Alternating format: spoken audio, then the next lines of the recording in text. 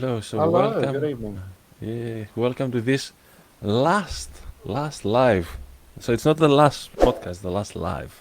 So we thought we took the decision to move in, pre-record all our podcasts because it helps us actually. First of all, to keep things tidy, and we can uh, we can go with things like we can explore deeper, we can record more, and it kind of, I mean, let's be honest, we don't get much of a turn up on the live. So the idea, one of the thing we had in mind doing it live, is like people would come here and comment and we'd be in interaction, but obviously it happens very rarely, so it's no reason for us to. But the when we upload the videos, like they do quite well, so the views are going. We get quite a lot of views for our size, obviously. So the YouTube channel goes well. So yeah, that's the thing. If you don't know YouTube, find us on YouTube. Uh, Says us like Fire and Blood MetalCorps. So core spells like the Army Corps, not the core of the olive core or whatever. Of a dead body Or corpse. sorry? Of a dead body corpse. Yeah. Yeah, not No, corpse. we. That's Yeah. yeah, that's a different thing. But also, yeah, yesterday since yesterday we went to the big we aspiring to become big podcasters and Yay! talk for a Woo. living. Uh, yeah, joke aside, we start uploading the episodes on platforms like Spotify and Apple and Google. So you can find us to them, but there you can find us as the Metalcore podcast. Purely because that will be those platforms will be purely for the podcast. Where on our Facebook and YouTube channels, we I will be uploading other stuff as well, not just those conversations we have here. I've got plans to be Uh, the oldest influencer in the world. eh, I Oh, don't someone's know. probably beat me to it. I don't know. Probably someone like, I don't know. Who knows? Who knows? Yeah. The oldest Yeah, I metal don't know. influencer. I don't I'm know. not. I'm not very into influencers. It's just like because when I hear influencers, I'm like saying like I'm like Vermin. professional on being known from like just talking to myself. And like I know Uh, what I'm talking about. Yeah. okay, so today, so as you say, like the title is the most metal message in history. So we kind of went a little bit tricky there, but in general, what we're gonna exploring is basically Jesus' subversive and revolutionary spirituality, and we're gonna start unpacking this message. And I think it's metal. I mean, it's not like gimmicky to say like it's metal because it resonates with a heavy metal like ethos and attitude, like being countercultural against the established authorities, against religious authority. I mean, one thing that metal is known Honest. like going against the religious, against the Yeah. religion and against, especially. I mean, and if you speak with most of the bands that they kind of anti-religious, they will tell you like we have no problem with Jesus. Jesus was a fantastic dude. Maybe they don't believe it was like divine, but like they still kind of recognize his work and like what our problem is with established religion was like. So you're pretty much halfway being a Jesus follower, basically. so, so Some of them may have issue with that description, but yeah. Hey. yeah, but like think about it, like you pretty much you Well, fulfilling yeah, but half the message of the gospel. You already fulfill it, being countercultural and anti-establishment. and to be fair, for me, the starting point was he was a good dude. You know. Yeah, yeah, yeah. So we don't know how. I mean, we were talking about this, and we're getting the idea that that will take us more than one episode, because as we say, we want to keep it like we keep the episodes like about 45 minutes. And so we see how that goes, and then we're gonna record more on the matter as time goes. And but for today, uh, so what we said, we're gonna look at the Sermon on the Mount, and more particular the Beatitudes. The Easy for you to say. I rather say it in Greek. The Beat. You say it. I can't do it now. Like, Beatitudes. yeah, my tongue is like it's knotted. The blessed bits. Yeah, the Yeah. blessing bit. Which I was talking about this, and I opened like a Greek text in my screen. I'm not pretending to be smart here, but it's just Just Greek Greek. is my. I'm Greek basically. The Greek is my native language. I was taught the Bible in Greek. Even now, a lot of times when I'm thinking verse, even now I'm thinking them in Greek all the time, especially New Testament verses in my brains, like. And because I think it's very important. Some uh, areas like really it's good for us to touch on the Greek text because it makes the message like more powerful. And so start saying this, like one of my pet peeves is when preachers using Greek on the sermons because they mispronounce them badly. And it's it's not their fault most of the time. It's like Erasmus's fault because the pronunciation you're using for Greek word in English is the guy that done it. He done it terribly. He done a terrible job. Basically, Erasmus done a terrible job on on that. And so it's not Makaroi. So every time I hear this, it's like I want to pull my beard out. Like it's Makari.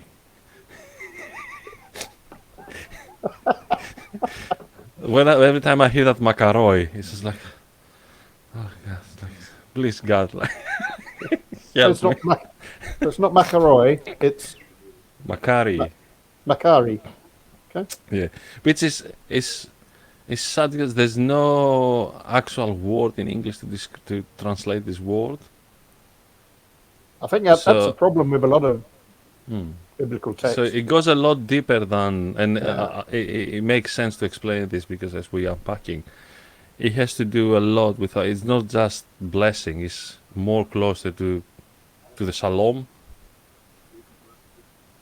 So if anyone wants to Google that and what the Jews used to mean, but when they say shalom, but it's the same thing. But like a lot of like Arabic, all the Arabic countries they say salam alaikum, like especially Muslim. It's exactly the same thing. So it's closer to that than being a blessing. It means like something a lot deeper, a deeper level of fulfillment and content and blessing is Peace. yeah. So Yeah. to say that you're just being blessed is very limiting word. So, but there's no other word to describe it in English. So it's quite a shame. Sorry. Uh, you have 7,500 Greek words in English language. Like you couldn't find like one that could describe it. No, but it's yeah. But So then there's how many Greek words for love? there are not that many. There's enough to confuse all sorts of biblical texts. I mean, then you go taking a biblical text. You're going into like how many words like in Aramaic and Hebrew. Yeah.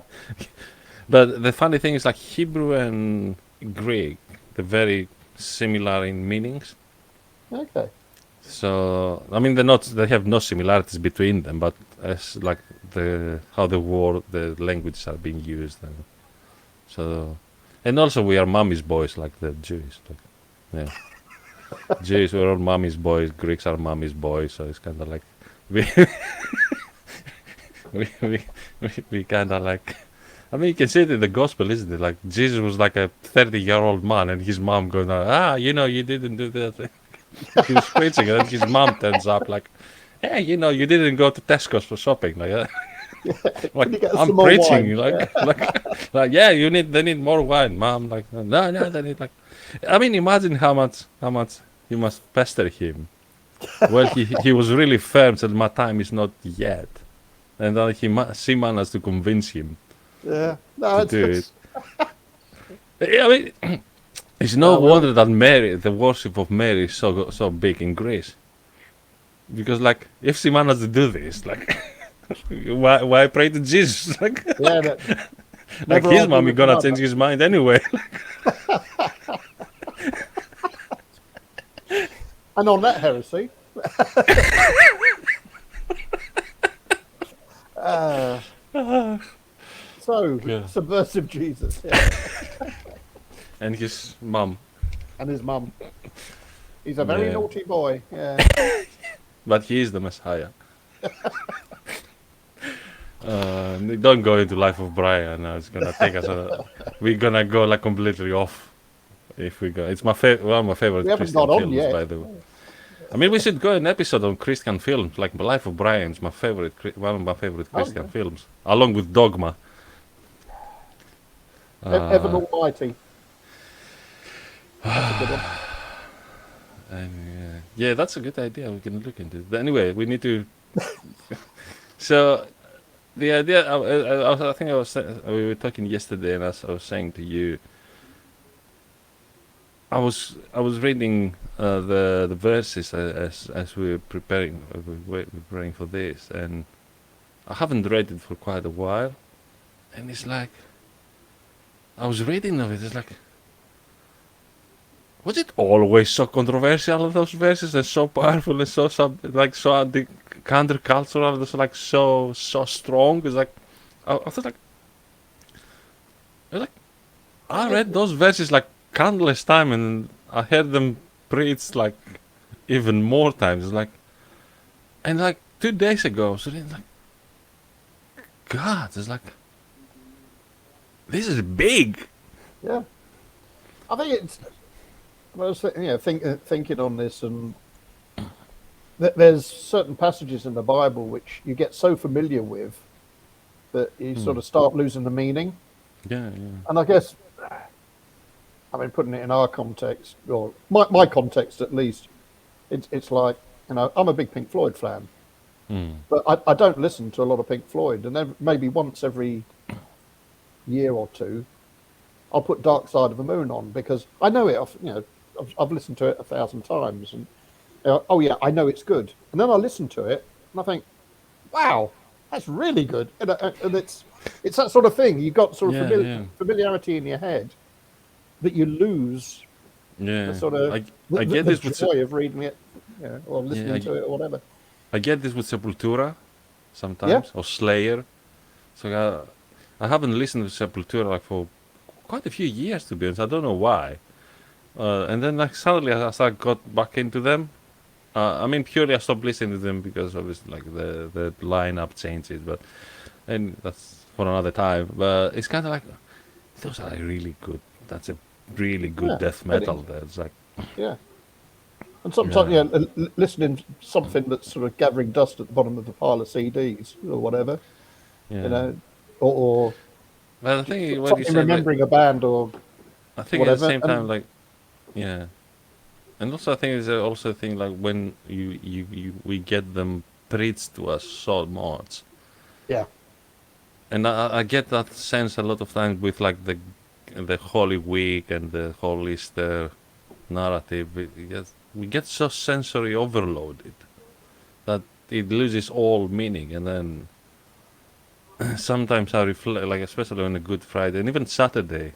I mean, mm, I don't think that we get a lot of attention on the Saturday between Easter and Good Friday.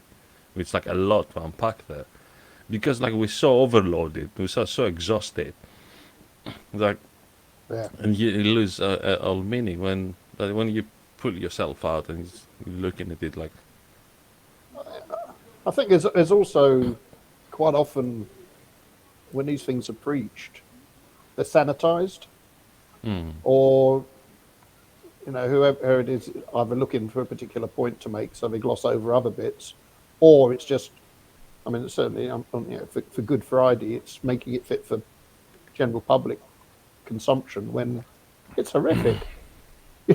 It's yeah, so yeah. I mean, it's over familiarity, badly preached, over preached, whatever.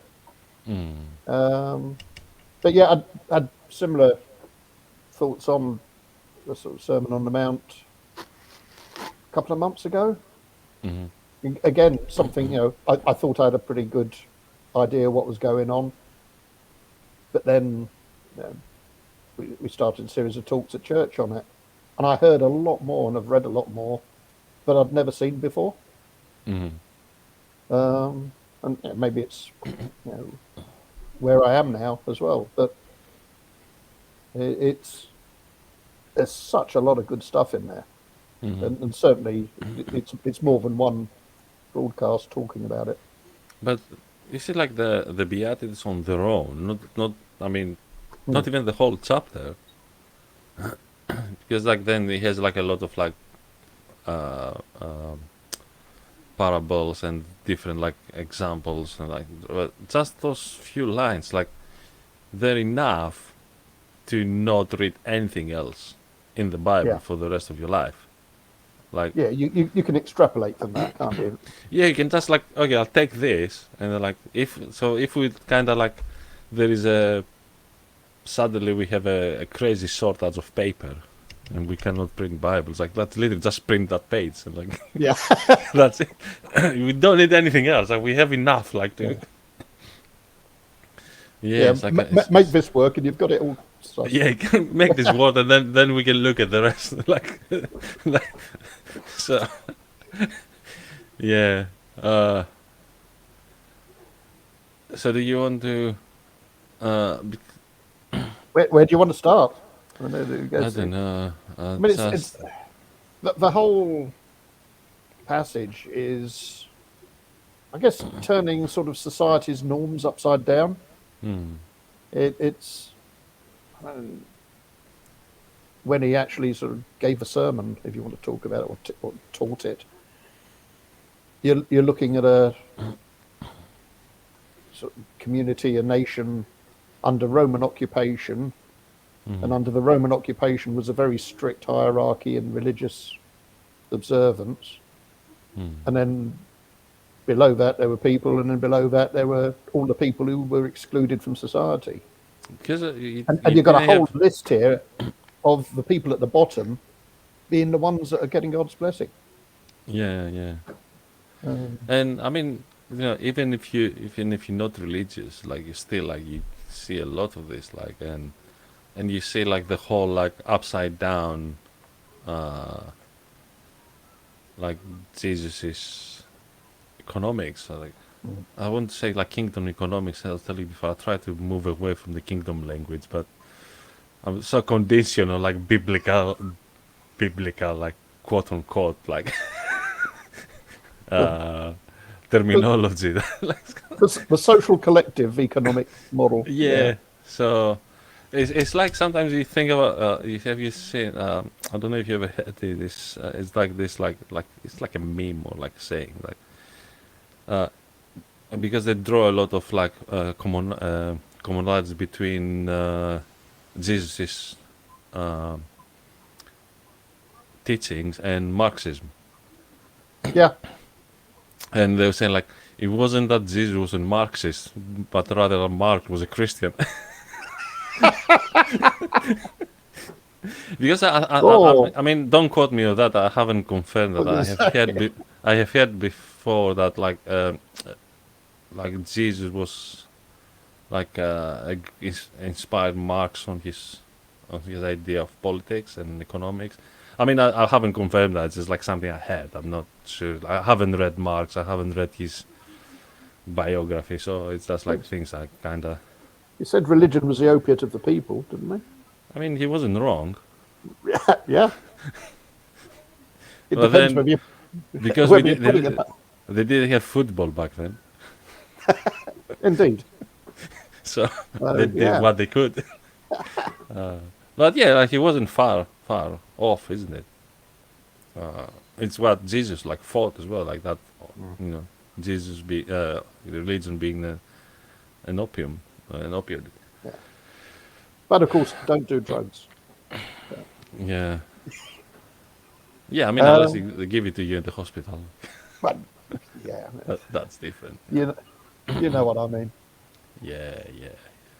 Uh, yeah. So So do you want to yeah, go to do a quick read through? Because I have yeah, the can do. Greek text in front of me. Like it's like And 11 and and, verses. It's and not a no one will lot. understand it, and especially if you're Yeah, I haven't pronunciation. opened the English. I was thinking to put like to load a file to put on the screen, and I completely forgot. And I remember it's just like a minute before we go live. That's another good thing not to do lives. Very good. Yeah, preparation. Hmm. Mm. So yeah, I'll just do the first bit. So reading from verse 3. And this is the New Living Translation, I think, which I don't know if it's the best one, but it happens to be the one I opened. God blesses those who are poor and realize their need for him, for the kingdom of heaven is theirs. God blesses those who mourn, for they will be comforted. God blesses those who are humble, for they will inherit the whole earth. God blesses those who hunger and thirst for justice, for they will be satisfied. God blesses those who are merciful, for they will be shown mercy. God blesses those whose hearts are pure, for they will see God. God blesses those who work for peace, for they will be called children of God. God blesses those who are persecuted for doing right, for the kingdom of heaven is theirs. And I think that's enough to work on. Yeah, It goes on about being mocked and other yeah. stuff, but yeah, So you read up to 10, isn't it? yeah, I read up to 10. Yeah. I kind of switch off from the text I had in front of me, otherwise I'll get distracted. But I was just reading verse 11. Okay, oh yeah, I'll give you that. God blesses you when people mock you and persecute you and lie about you and say all sorts of evil things against you because you are my followers. Yeah, Be like happy about the it. Greek Yeah, says for my sake, basically, for the sake of yeah, me. So I think, yeah, yeah, it's kind other of translations, NIV, I think, says something similar. yeah. I mean Um, the parts that they kind of like for me like that that I found the more relevant with what we're talking here is one is verse 6, which talks about like when you hunger for justice because you're gonna mm, get like fed basically, like you can put it this way. yeah, And it's interesting because it doesn't say the justice of God, of my justice, like say justice mm, in general. So it keeps it. I don't know if it was intentional. Like it kind of leaves it because in other verses, like for me, of my sake, or like the kingdom of God. So in this one, okay. he goes like very like he leaves it there, like for justice, Mm. and then obviously like you can But unpack then, what Jesus meant with justice, and because like the Israelites, they had a different idea of justice, especially at that time that they're gonna kill the Romans and like humiliate, but and it's, they become the ruling but it's nation. maybe treating justice as an absolute truth rather than what a human legal system would interpret as justice. Mm. Or because I mean, moving on sort of later chapters, it talks about anger being wrong, revenge being the wrong motivation, all of Mm. that. And quite often, I mean, a lot of judicial systems are basically a way of exacting revenge. Yeah, yeah, So it's again, we say it doesn't say God's justice, but I think there's an implication that there's a you know justice is a black and white thing. There is justice, but it's not a man's view of justice, which can vary according to who makes the yeah. decision. It's an absolute. Hey, you know what's funny? While I was reading those verses the other day, it's like about justice and get mocked. You know what came in mind? What I have that Greta Thunberg. Okay. So I was reading those verses, like her name like popping in my head. Yeah. I mean, I don't want to, I'm not gonna go like super spiritual. It was like the Holy Spirit, like remind me your name. It's like But who Greta knows? Thunberg, Greta Thunberg. But like whatever it was, it had name popped in my head, and if you think about it, like You know, I mean, when she first started doing her thing, it was like, how old was she? Like 16? Yeah, And you had like grown up men mocking her and like taking the mickey with like, you literally, you're a grown up man. Like, try to like yeah. belittle a teenager that does what she believes is right. Like, Mm. and it's kind of like, But it's an easy. It's a, I don't know. It's a lazy way of countering an argument, isn't mm. it? If you haven't actually got anything useful to say, if you make the other person look small and you belittle them and you mock them and I mean, the make girl is jokes very about them, intelligent as well. It's not just an activist. She's a very yeah, intelligent person. I mean, yeah, you can see absolutely.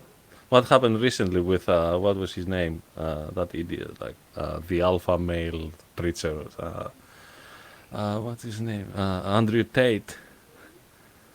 It was like he on Twitter. He went on Twitter trying to take the Mickey with a teenager, like a 19-year-old, and she answered with such a. I mean, she's kind of answered him with a language I will understand, but at the same time maintain her dignity, so Yeah. she wasn't being drawn down like to his level. And you get in school by a teenager, and you kind of goes like, oh, you know, I'm an alpha male, and like I have some. It's like you actually got arrested because you're trying to belittle a teenager, like.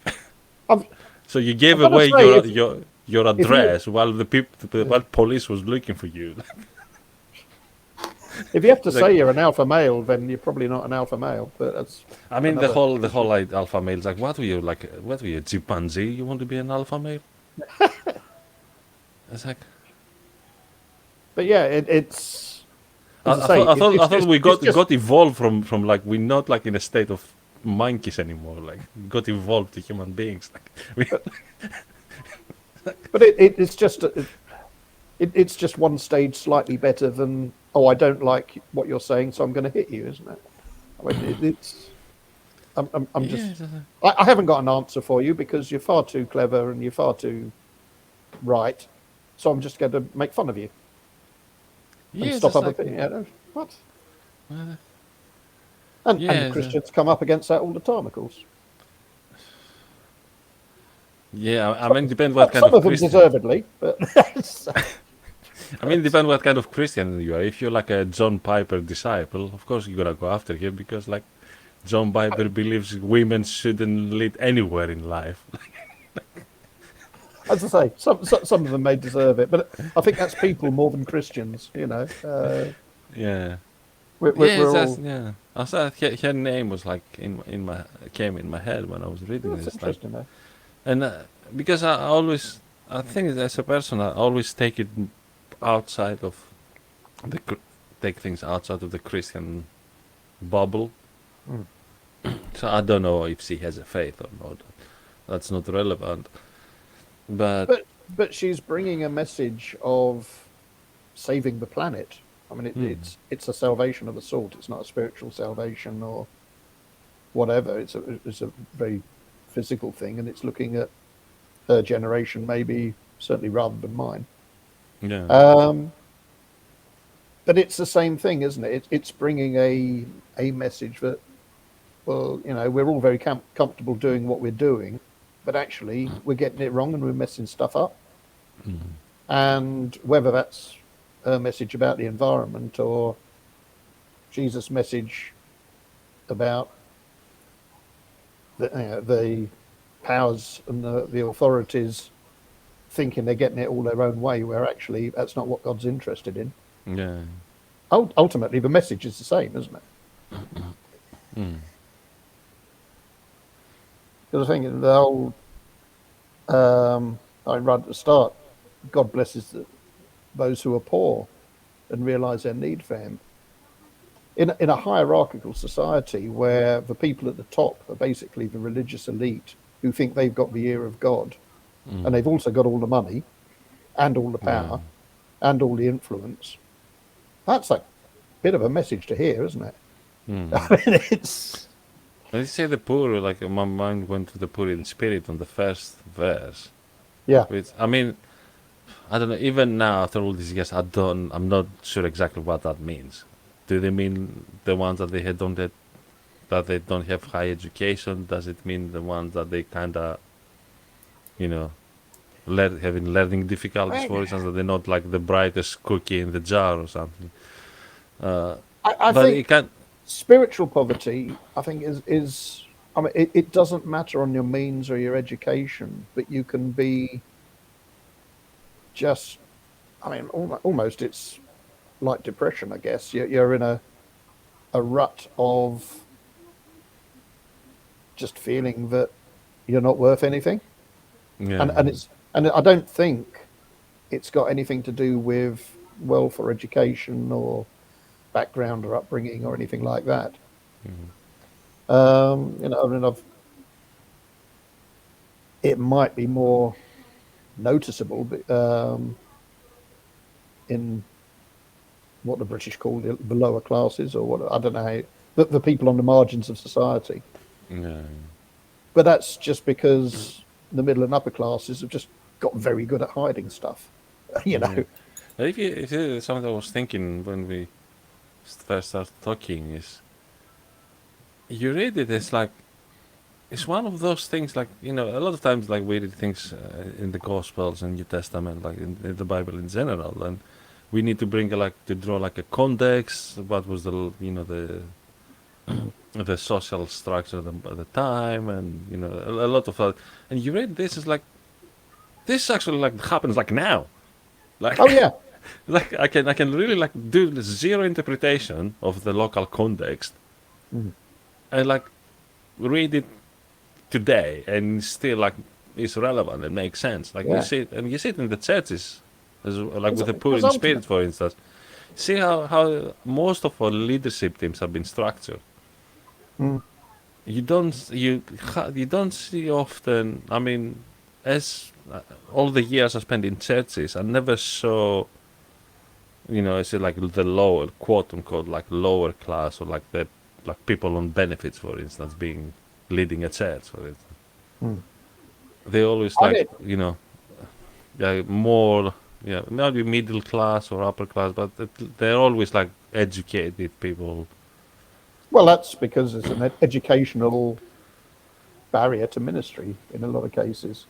I And mean, no, they it's take it not even for universal. like a even like taking it into like pastor like the actual like not just leadership teams like take Mm, it into positions like of like paid ministry, like you mm, become like a minister. It's like a paid minister. It's like it, you know the Salvation Army has a 2 years training. The Church of England has like 4 or 5 years of training, and like it's a university level training. And I mean, I'd not say it's not needed. It's like I believe it's very important. Like education in some people within Christianity, they need to be well educated because there are I think things that if they're in a position to influence people, yeah, then and also they've got to be it's on message. because like the Bible is an ancient document, so Mm. you need people that are very well educated so they can look on those narratives, look at the context, so they can you know you need to be like someone that can study basically and like And but and yet at the and same yet time some of the most profound testimonies I've heard are from ordinary people on the margins hmm, without yeah that yeah educational yeah background, because definitely actually sometimes all that education and all that learning gets in the way of just experiencing God. hmm. But what I find it funny is like because from the same time we preach I know Jesus used like unliterate fishermen and like he did this and like it's like and then like you see around literally there's no a single pastor that's not very well educated. And again, like I'm not like saying like they're not good on what they do. It's like I'm not saying that, but kind of we need to open up more. Mm. Like what's happening with the ones that cannot study and they are leaders. Yeah. They are called to leadership. I mean, I've seen examples where people without the educational background have actually risen into positions of leadership. I mean, yes, there's an underlying ability and they've been trained subsequently, but it's not Mm. necessarily all about certainly education in childhood. Yeah. Um, but again, there are other aspects. church leadership is just one part, Mm. and I think that the message certainly Jesus is giving is but there's a part for those Yeah, people to play, but everybody else has got a part as well, yeah, and to be an equally valid member of, I know you don't like the phrase, but the kingdom of heaven, yeah, you know, so someone's got to just read the readings, or make the yeah. coffee, No, that's or say like there are you people know, that education to an extent is necessary. yeah. I But mean, it's when the religion with a capital R takes over, and the people at the top think that they're the only ones who can do mm. stuff, I mean, I and see they this don't. as It's you need a model of inclusive church. yeah. I saw that it was very strong when that was back in Greece, and it happens a lot within the traditional evangelical circles. So when I say traditional evangelical circles, you'd say more like what's the name? Like Presbyterians. We don't have Presbyterians in the UK, but like this is what you would say it's like a traditional evangelical. Right. Uh, and so we were serving like in a soup kitchen slash drop in for homelesses and like general people like with low income. Mm. And that was a lot there. So we are here, the middle class evangelicals, that we like clean and holy to tell you what you need. And it was like, you need food. And it was like an obsession with food. It's like, you need food, food, food, food. I'm not saying Well, like it's not, like definitely they needed food, but it was like, a lot of times was that it was becoming like a means to an end. yeah. And I'm not I saying think like we should like evangelize them and save them. That was like that's ridiculous. I mean, I believe that's it's a if you're helping people in order to convert them, you need to reevaluate your theology basically. But I think it's it like depends where the emphasis is.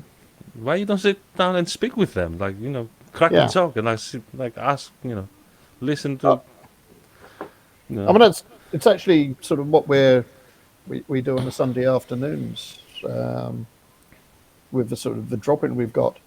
Yes, we offer food, and it's certainly aimed at the people on the margins, but it's not like 20 other organisations in town which are dishing out food. We're offering community, and actually we sit down and we talk to people and we listen to them and we value them and we don't judge them and all the rest of it. And because they're coming into our house, for want of a better word, it's our church, we give them a meal because that's how you're hospitable. But yeah, they're yeah, not coming in for food; they're coming in for community, whether they're realizing it or not. yeah. I mean, some of them just come in for the sandwiches, and that's fine. But it's we're not providing food; we're providing a space for community, and as good hosts, we But feed also people. you cannot have community without food. Yeah, Like, exactly. Yeah, like it's a fundamental part, but yeah, it's rather than the soup kitchen down the road, which just it's just turns food. out, Yeah, which is absolutely brilliant, yeah, yeah. but there doesn't need to be any faith underlying it or any sort of spiritual I mean, I side. think when it falls to Christians, it's also when you say just food. Like I believe as I mean, and it's like I believe it's like central in this teaching and lifestyle. Like Mm.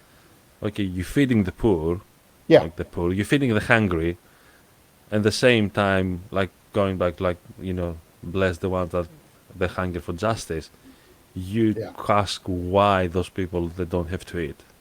yeah, Why the people, why children going to school in 2023 in Britain, the fifth greatest economy in the world.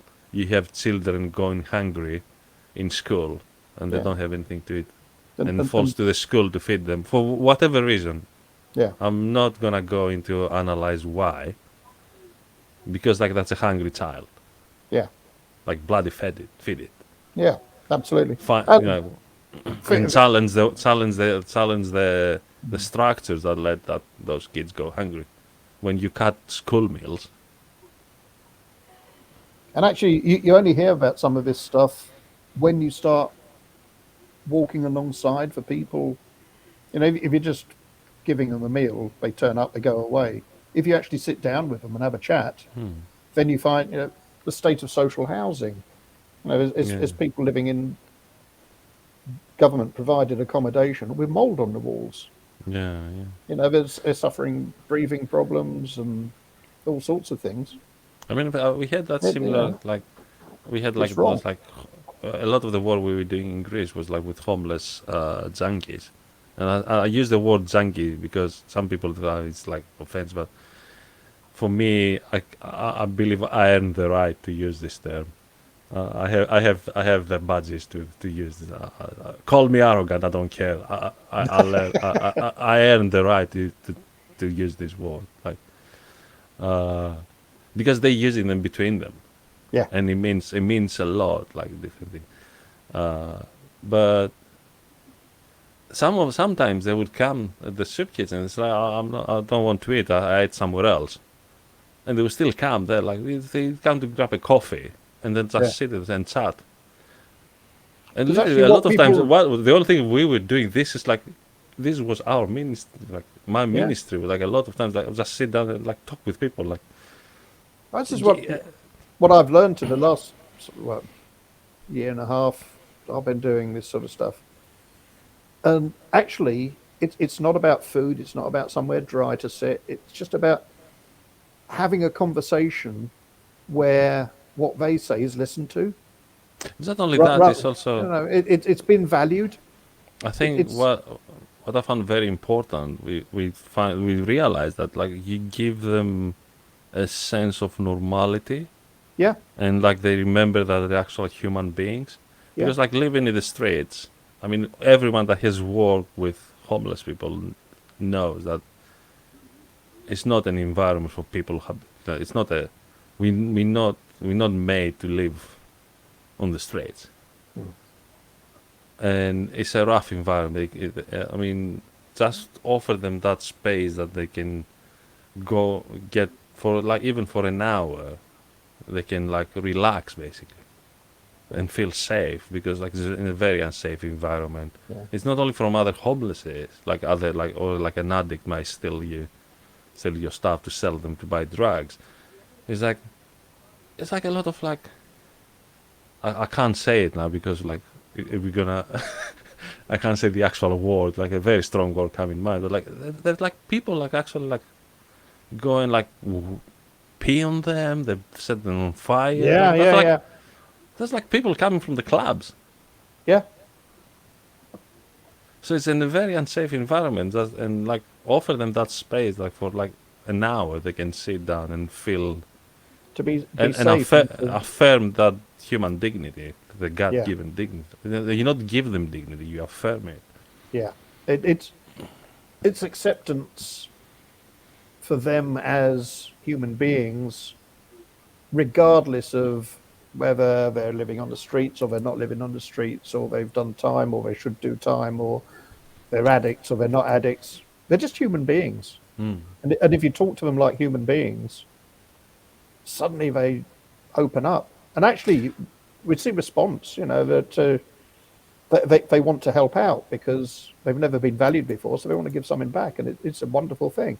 Yeah, I mean, I've seen that a It's, lot of them they were in and out to prison because they had nowhere else to go. the number of people I've talked to I that mean, I remember we had a they story of just, a guy.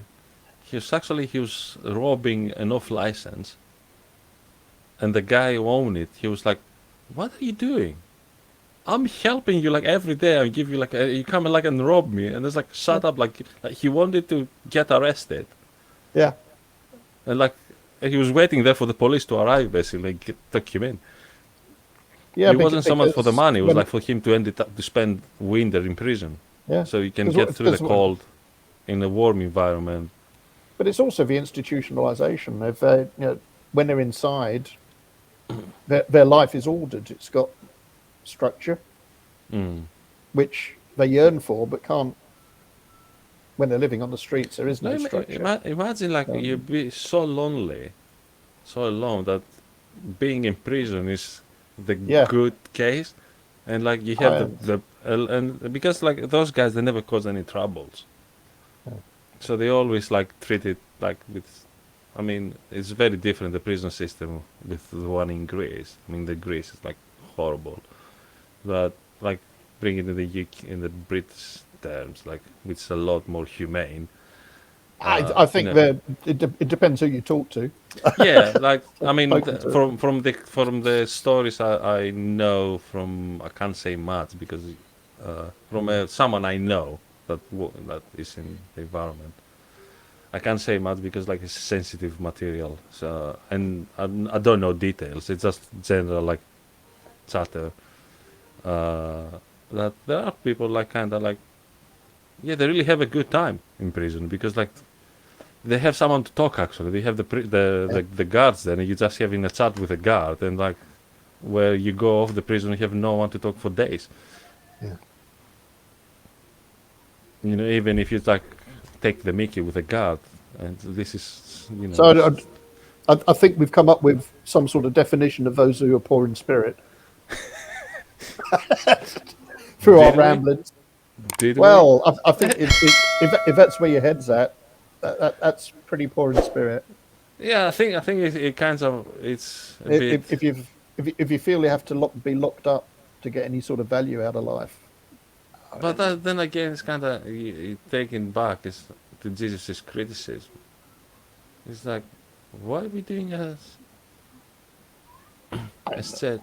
Because I mean, and there are some like churches that they run like ex-offenders ministries, and I mean the mm, Salvation Army was big on this and still does it, but I don't know in what extent. And I remember like from stories I was reading, it was literally because they were doing like the work in the prison, and then they had a certain guy, end his term. It was literally an officer, which an officer in the Salvation is a pastor basically. He would wait for them at the gate and take them, walk with them and take them to church, and they're gonna, find like where they can stay, mm, what to do. So there was like a whole support system where that person comes off the prison gate. So, and because a lot of times they got, I mean, I was volunteering to the Medway Night Shelter, and we had people like literally got out of the prison that afternoon, yeah, and like, oh, go to the night shelter. mm, Like, so from one institution, you're gonna throw into another one because like, and you kind of thinking like you, that's like I'd rather go back. At least I have my own room, my own shower. They have like ensuite showers, yeah, so I have my own shower, clean clothes, food every day. It's like get out of prison, I'm homeless. yeah. Yeah. Okay, It's with this. it's a messed up system. Yeah, but again, it's for me, it's kind of in what level do we actually challenge it? I don't. And I I think mean, there we are a cannot. lot of Yeah, challenges. I mean, there's a lot of organisations that do a lot of good work in those sectors. yeah, I mean, I've been talking a few months ago now to guys at Teen Challenge who offer sort of rehabilitation for addicts, former addicts, and they have programs of getting people back into work and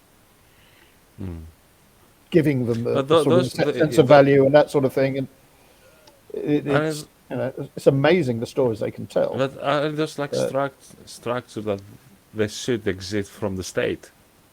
yeah, absolutely. I You know mean, what I mean?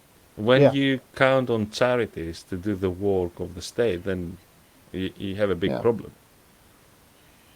I mean, and William Booth, the founder of the Salvation Army, said like, when the state fails to do something, it's the duty of the Christians to cover that space, which it makes sense to an extent. But if we keep covering the failings of the state, it's kind of like then the state relies on us the doing it. state, the state will do even less because like Yeah, those like, you those nice people will pick it up. yeah, like why should I care? Like, And the other thing, of course, is the people on the margins tend to be disenfranchised and don't vote. So no politician's going to stick their neck out for them because but why it's should a they? vicious cycle, isn't it? Like Yeah, they don't do anything about them, so you don't do anything about me. I'm not voting. But And it's then they're not or, voting, or so they're I'm not just, doing anything about them. So it's kind of like, but they're not engaged in society in the first place. They're never going to yeah, vote. yeah, because they live You on the know, margins, isn't it? yeah, and they haven't got a fixed address, so they can't even get a polling card. You know, Yeah. it's not just a retaliation for sort of being let down by the system. It's just there isn't a system there that enables them to have a voice. I mean, Um, if you think about like, is the system that is sad that allows this thing to happen, isn't it? yeah, Because then you can say, why those people they don't have fixed address, why they're not housed.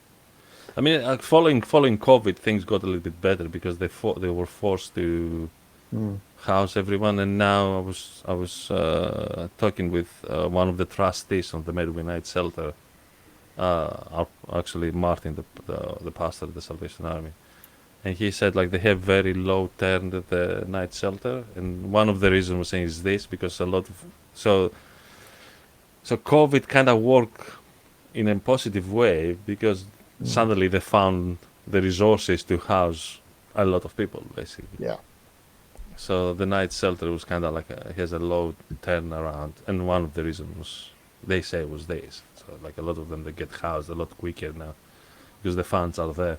Suddenly, magically, we have money now. Like, why you yeah, didn't have that money like 5 years ago? Like, or did you and you didn't care basically? yeah. And I think that's the thing, isn't it? And I mean, Yeah. I mean, drawing the parallels with the sort of society that Jesus is talking to, we've got an awful lot more of a sort of social support network, sort of government sanction. You know, there's a lot more official care for people at the lower end of I mean, it's society, but it's still definitely not things are enough. better. So Yeah, definitely I things mean, are a lot better, but they're still bad enough. oh, absolutely, yeah, but there's still so much more that could be done, and attitudes, and it's sort of people's attitudes. You know, the what goes through people's minds when they walk past someone who's wrapped up in a sleeping bag in a doorway. You know, so I mean, you've said, you know, some people, if they're sort of coming out of a club, think it's funny to set them on fire. Other people give them a cup of coffee and have a chat. You know, you need more of the latter. No, I mean, I think that has like just sit down and talk with them. Yeah, I mean, I found out. I mean, obviously, people need to be. You can't just walk down the road and sit down with someone, have a coffee, and they will pull their hearts out. These are. I mean, I know that firsthand from the work I've done. Like, it's work you build. It's the relationship. It's like every you you, build up those relationships, and you you have become to that you have person to for be them. yeah, you have to be authentic and you have to build trust. And then you becoming that person that they like. Yeah, Not necessarily the person, but a group of people that kind of they can actually yeah. uh, have a you know have a normal conversation. And actually, if you do that, word does get round as well. Mm. Yeah, I mean, I know Uh, that then everyone knows you basically, and yeah, even people that you don't know, they know you, yeah.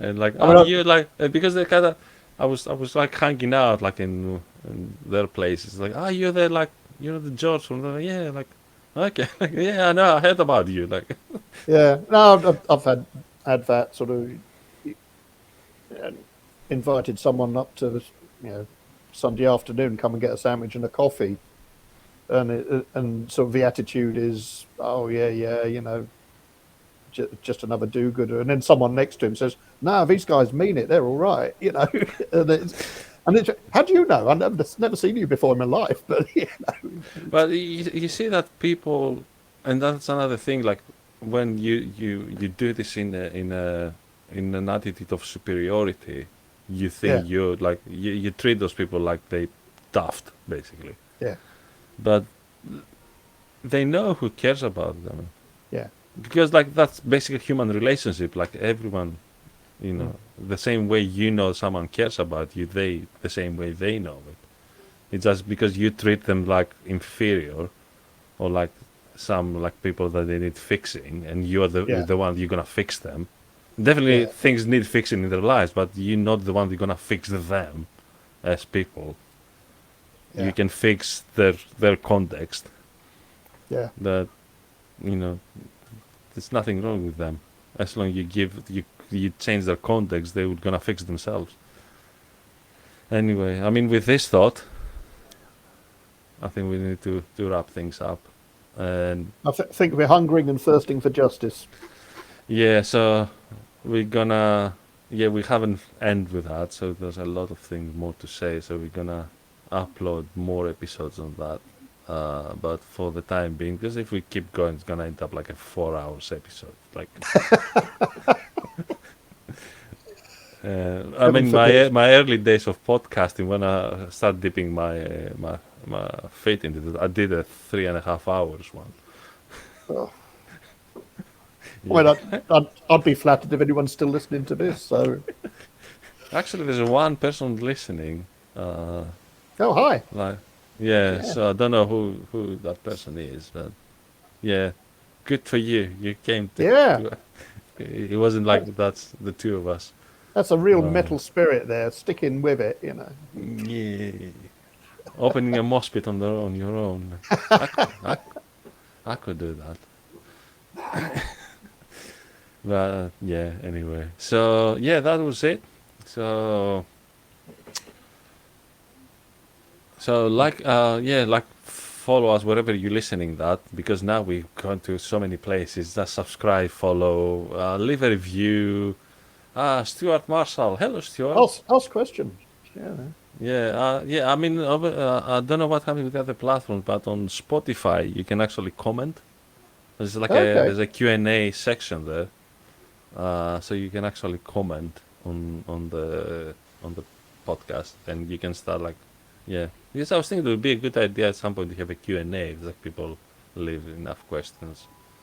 That would be Yeah, good. go there, follow, and spread the news, guys. We will love to um, Just this to interact, grow.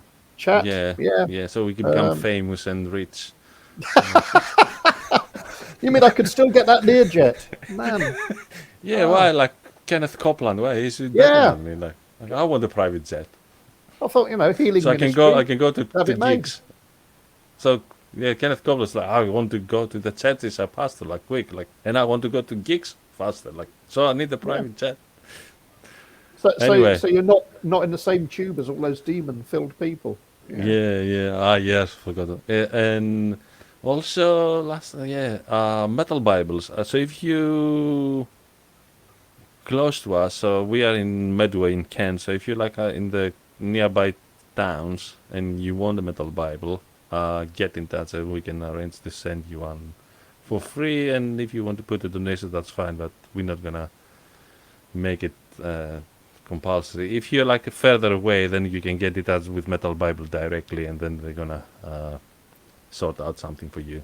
We Yeah. want to keep ours for our local people. But And if you want to so know what a metal Bible is, it's a New Testament, but it's full of testimonies of famous metalheads, basically yeah, people in that's the it. industry, musicians, and it's So got a basically, a New Living Translation of the New Testament with yeah some stories from. It has stories and some testimonies famous and people as well, like Dave Ellefson, uh, Nico Brian McBrain's in there, isn't Wells. Hmm? he? Yeah, Nico McBrain. Nico No, no. McBrain. Stuart really liked it. Cool. He has a metal Ah, Bible, so we don't he's a have to send you hero. one. Brilliant. Send us a donation. Don't. No, it's fine. No, that's just joking. You, you, you Yeah. you can have So that with just for that, listening this long. yeah. So with that, we bid you goodbye, and uh, Yeah, drop so comments and yeah. likes and all of that stuff. So the next one that will be in 2 weeks' time is gonna be I'm interviewing Matt, and of course I forgot his surname. He's leading Rev Midlands, so it's like a Revolution Reality Midlands. So they like a metal church for about 4 or 5 years now. They're running it there. So I'm interviewing him, and yeah, he talks about what they're doing there. So in 2 weeks, me and Matt, and you'll find his surname on the description. I don't remember it. I mean, we're It'll friends make on Facebook. I keep forgetting surnames. it'll make sure you come back and check out the Facebook page just to find out who he is. Yeah. Okay. Yeah. So yeah, take care, everyone. So Uh, yeah. God bless, fight injustice, and and rock and in roll the or something. recording, music will be queuing up now.